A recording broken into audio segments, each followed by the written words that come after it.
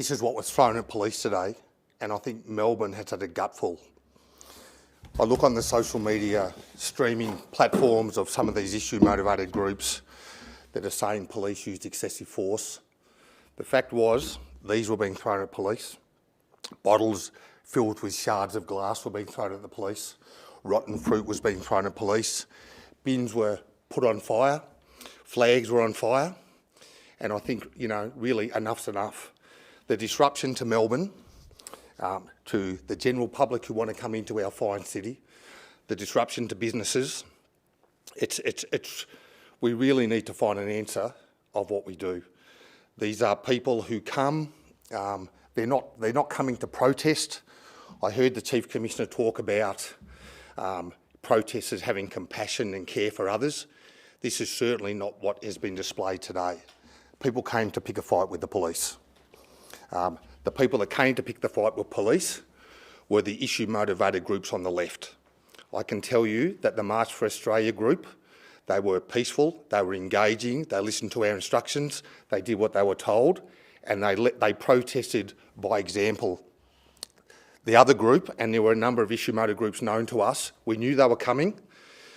We had to deploy hundreds of police. These hundreds of police, not only today, but the man hours and the weeks of planning, preparation, engagement with these people, and the impact on Victoria Police resources at a time when we should be having police on the front line looking at community safety, it appalls me really. And I'm being really strong, and I show you the rocks because I think the public need to see what the police are being targeted with. We deployed force against these people, and rightly so in my view. It was a force at the level nearly that we had at the Land Forces Defence expedition or exhibition earlier in the year. We had police injured. I have a sergeant, a female sergeant who went to hospital with a suspected broken hand because she was kicked at. I have a member with a nasty gash on his leg from Corio. We are drawing police resources from all around the state to police this protest activity in Victoria, in Melbourne, and it happens every week without fail. Now, there are people that legitimately come to protest, but there are people who don't. And I think the Chief Commissioner is reviewing our response to how we protest and what our model looks forward, because to me, and I'm a senior member of Victoria Police, I've been in this organisation 39 years, the impost and the impact it's having on the members working every weekend and on frontline community safety is massive. So I just ask you, it's not a small rock. We had our port members who come out with their riot gear and their shields. These rocks were cracking some of those shields today. So they're being thrown with force, they're being thrown with the view to harm our members. They come, they're cowards, they come in face coverings, they come in masks, they come with hoodies on, they hide behind each other. You can see them. Today they had the umbrellas up, they duck down behind the water-filled barriers, they duck down, they pull the rocks out of their bags and they throw them as hard as they can at the police. And it's got to stop. As Victoria Police, we will be there every time there's a protest. We have to be there. We have to be there to try and ensure community safety. We can't let these two groups come together. So yes, we need a significant footprint. I have no issue with them trying to come, stand at the State Library, stand at Parliament House, have their say, but to then walk around and march around the streets of Melbourne, disrupting, everybody who's trying to lawfully go about their business or visit this city, is not on, in my view. I'm open to questions. I'm very passionate about it today. Today was a bad day for Victoria Police. I think it was a bad day for Melbourne. We're trying to portray a city that is, that we want people to come and visit. We have enough problem with the crime crisis, and I'll call it a crisis because, we don't have enough police. Our police should be out on the street. They shouldn't be here today dealing with people who are trying to harm us and trying to, cause disruption to this great city. Obviously there was, thousands of protesters. How many would you say were the harmful ones actually doing this sort of crap? So we have, if I give you, look, When the rocks were being thrown and when items were being thrown at the police, I would probably say that on both sides today there was probably 800 to 1,000 on each side. The truth is there's probably 40 to 50 hardcore protesters today who were trying to harm the police out of that group. What concerns me though is they are standing with the larger group. The other group are not intervening, they're not telling them to stop. So in a way they're offering their support, which to me is unacceptable.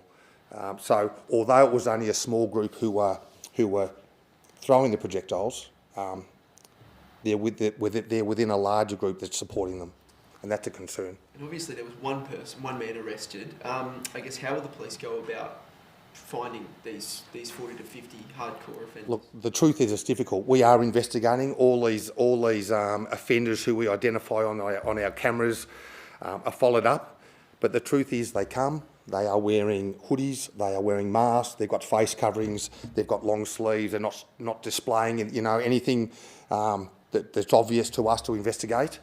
We really we rely on a whole range of information and intelligence sources to try and identify these people.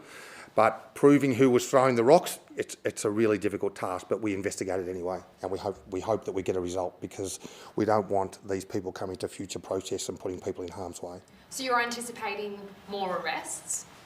I'm anticipating more arrests. Every time we have a major demonstration in the city where there's criminality, they get allocated to local detectives from Melbourne CIU. They follow it up, and we've had a lot of success in the past. So yes, I'm hoping for more arrests and anticipating more arrests. That one man arrested, can you tell us a bit about, the circumstances around his arrest? So that was in relation to the female member who had the broken hand.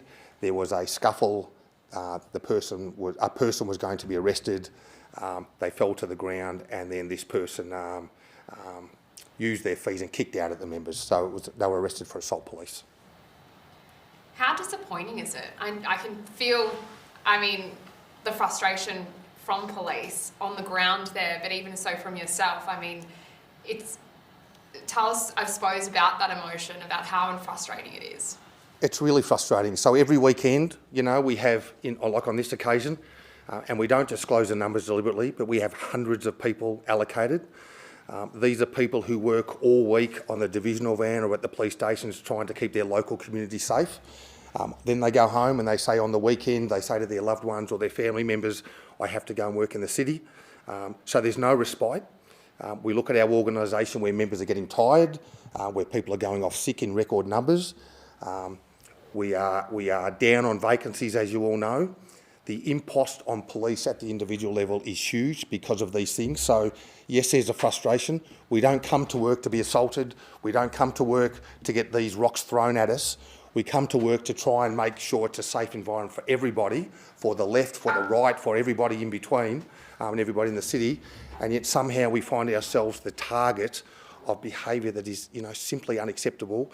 And I have, if you look, the majority of police are frontline police, and they're wearing their uniform like I am, and they've got their vests on. They haven't got the shields, they haven't got the helmets, they haven't got the masks. This could kill someone. That's the bottom line.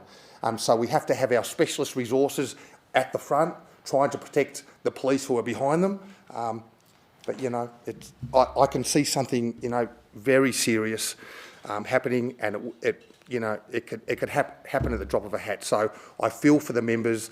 I feel for the community who are trying to go about their business in the city, and I'm hoping that there's some sort of change or some sort of resolution that the Chief Commissioner can talk to government about or talk to council about, and I'm hoping that there's a way forward that is different to the way we're policing now and the environment. We saw a really, bad flashpoint in the protest on Spring Street, sort of as police were controlling that left-wing side. You mentioned using sort of crowd force control, but can you just run us through what you used? There was flashbangs and pepper spray, that sort of. So I've got that here. So our public order response teams, they deployed 4 flashbangs. So they're like a little canister that we throw, it smokes, it makes a loud noise, and it's used to disperse crowds. We use 2 stinger balls. These are like a ball that gets rolled into a crowd that deploys rubber projectiles that sort of for the lower level of the body. Again, they hit you, they sting, they hurt, they bruise, but the idea is to disperse the crowd. There was one rubber bullet, for want of a better word, a 40mm baton round that was deployed, and there was 50 rounds of VKS pepper balls, so in a gas to disperse the crowd. If you look at some of the footage, you will see that the crowd today, the counter-protest group, the left side, for want of a better term, were right up in, next to the water barriers, and the abuse that the police cop, they don't come to work to cop that abuse. The members cop it every day, and they sit there and they take it and they display a disciplined approach. But when we start getting the rocks and when we start getting other items thrown at us, I think that we are very justified to use these type of mechanisms to reply. Yeah, I'm sorry, just going back to the 50 rounds, so was that like pepper spray, like 50 rounds? Yes, so they're 50 different balls that have been shot. So pepper spray, they're balls that come out of a firearm, yeah, that's right. 50 pepper spray. Yes. What is the solution? I know we sometimes have heard discussions about permit systems when we're talking about protests. Would you be looking for something like that, or is there any other, solution that the police could put forward? So our new commissioner has considered the use of permits like they do interstate, and he is not a supporter of the permit. I think if it was a decision that I could influence, it would be, we've got no problem with people protesting and having their say. Like I said, like today, you can place yourself at Parliament House because you want to have your say. Lawful peaceful protest. What I have an issue with is that the marching through the city is where the disruption is. That's what causes all the angst. That causes, today the left-wing group were running up and down side streets. We were lucky we had barriers and police in place, but they were desperately trying to get to the March for Australia group, who was for a long time static at Parliament House. I think the answer is let them protest. You'll have to have a police presence there to keep the peace. But I think the marching through the city needs to stop, in my view. Is this the first time that riot police have used those flashbangs and stinger balls, or were they used previously? No, we have used them before. We used them quite heavily in the Land Forces exhibition there. We have them as an option now for every protest because we are seeing more aggressive behaviour from some of our issue-motivated groups and some of our protesters. Yeah, and are you aware, or is Victoria Police aware of any injuries that have stemmed from the use of those? No, so we've had no reports of any injuries reported to us. I'd imagine there'd be some protesters with some bruising and some soreness. I guess, from my end, it's a bad day when we're using those things. It's a bad day for Victoria Police, it's a bad day for Melbourne, and it's a bad day for our community. We don't want to be in that position. But at the same time, I don't think the members should be target practice for people who want to hurt us. We are there, like I said, to try and keep the peace. And we come to work, we leave our families, we do our best. We are, between a rock and a hard place, for want of a better term. And we're there to, I guess, enable peaceful protests for everybody, but we seem to be the target more often than not. Does it look like they've been brought in? Well, it actually looks like, and they look like rocks that you might get on the railways. So between the tracks, it's that sort of bluestone rock.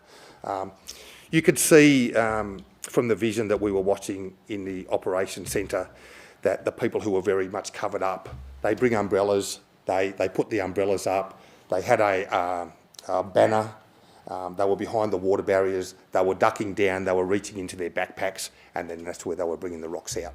So for some reason, I'd like to throw things at us, but they were definitely brought to the protest.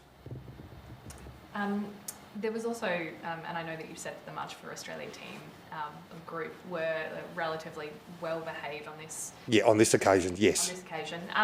There was some pretty vile racist things said over that side of the crowd. Is there any movement by police to kind of investigate that, and can you do anything about? So we have our racial vilification laws, which we do enforce. So if there are things that are said or things that come to the attention of the police who are there, that's another side that we would follow up and we would allocate to investigators. So we are certainly not tolerant of any of that sort of language, that rhetoric. And I say on this occasion they were good, but I'm aware of behaviours in the past. But in relation today, they were okay, touch wood.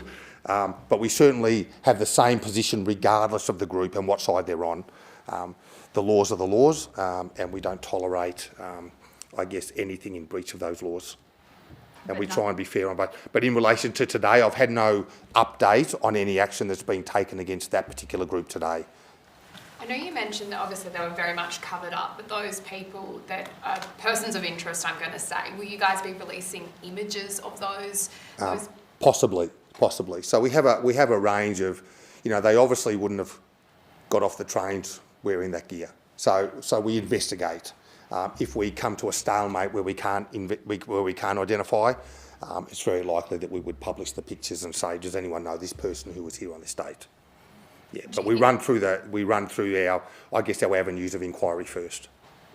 And I guess it's hard because they are hard in terms of their identity, but I mean, a lot of these people, we see them quite frequently at these protests. Yes. I mean, are these people that are well known to police? Some of them are, yes. Some of them are professional protesters who certainly don't come to protest, they come to fight. We have our different issued motivated groups, we have our different organisers, we see them there. Some of them we would, if we pull that mask off, we'd probably know them well, some we might not.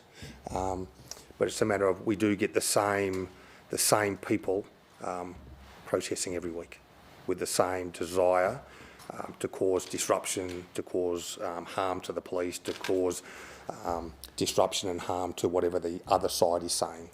So yes, a lot of them are really well known to us. That man that was arrested, do you know how old he is? I thought it was 30-year-old. Well, this is a 30-year-old female, but we'll confirm that. Okay. Thank you. And just in terms of total injuries for officers, do you have you said? So I had, like I mentioned, I had the two. I'm told there are another 3 people that were hit by rocks but not injured. We did have someone who had a cantaloupe thrown at them. It hit them on the chest. So, but they're the only 2 members that have got injuries. Yeah. So 3 officers that were hit. Were hit by rocks, yeah, but they're not injured. Yeah. Police were using metal detectors on those counter-protests as they walked into State Library and started to gather before they marched. Was anything turned up? No, so there were no arrests and no turned up as a part of our Omni operation. We did have one of the wands stolen, so that got taken off, so someone's got a police wand somewhere. But no, there were no arrests. So we use that for a purpose because we know people are going to bring weapons and different things to these protests just because of our experience shows that. So we try and, when people are moving into the area, we try and, create a sense of presence to try and stop things from happening. But, it's a big city, you can come from all different avenues, so people get through. People have spotters out, all protesters have spotters out. They come, we knew there were people out early in the morning looking at where the water-filled barriers are and different things. So, they're ingenious, we try and be on the front foot and yes, we have a lot of success, but people can always get through. I suppose just lastly, is there any a final message that you want to get out there?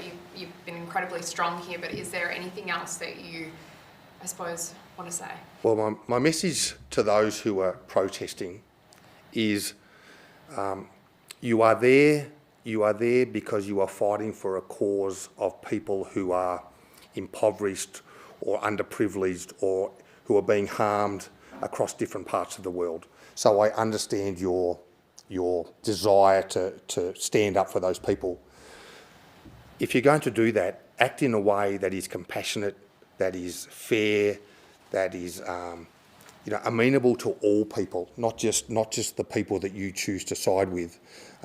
And to those of you who think that the police are there doing a disservice to your cause, we are not. We are there to try and help you peacefully protest. So to those people, I just say, maybe reconsider your actions when you come to protests and state what you need to state. Know that Victoria Police will be there to support you, to allow you to do that. And I think that's the way forward. We have a society that is very divided, very angry, and I think there needs to be some middle ground and some compassion for everyone in Melbourne, is what I think. Thank you so much. Thanks, Liam.